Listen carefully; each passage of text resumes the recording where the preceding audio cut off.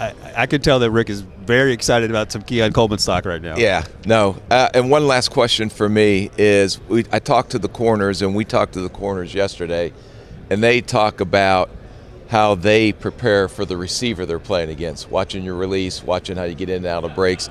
Do receivers do the same type of prep besides outside of the game planning if you know that you're going to play up against this corner? Yeah, I mean, especially if you're going against Jalen Ramsey. Like I said, the guys I named, you're going to be watching film on them from the moment the season begins. And what are you looking for? I'm really watching, if you have a rhythm in your game, what hands you like to shoot with, what routes you struggle to cover. Can you really open up and have that top end speed, or was that just a good day you ran your 40? I don't really care about your time. I want to see your game speed. What makes you sit on routes, things of that nature. Really your defensive coordinator tendencies, because he's going to control most of the time how you're playing. So what route you like to sit on, what he's willing to give up, and pretty much how I can attack you before I ever, get off the line of scrimmage. Speaking of defensive coordinators, with someone like your talent, and they start rolling coverage at you and try to take you out of the game, how frustrating is that for you when you're not getting the targets that you think should be coming your way? I mean, it just goes to show they respect my hard work and what I've done. So they are not going to let me beat them, because I feel like I have a factor to where I don't even have to get 100 yards to affect the game. I have 2 catches for 20 yards.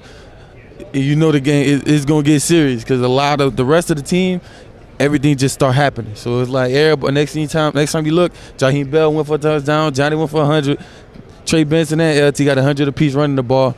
I'm still at that block and doing my job. It's frustrating, but we're going to come out with the win, so that's all that really matters. And Rick, we've seen that before. First half of the season, you were going up, and then he was blocking a lot more and doing it with some energy, which is what you want to see sometimes on the outside. One last thing we'll get you out of here. I'm going to have you build the ultimate wide receiver. So I'm going to give you some categories, and you tell me which NFL wide receiver, current or past, best fits that description. You ready? Size. Ooh. Calvin.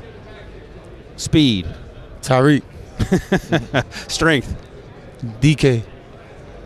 All one names, we all know who he's talking about. Route running. Tay Adams. Okay, and one last one. 2 last ones, sorry. Hands. Chris Carter. Oh, that's a great one.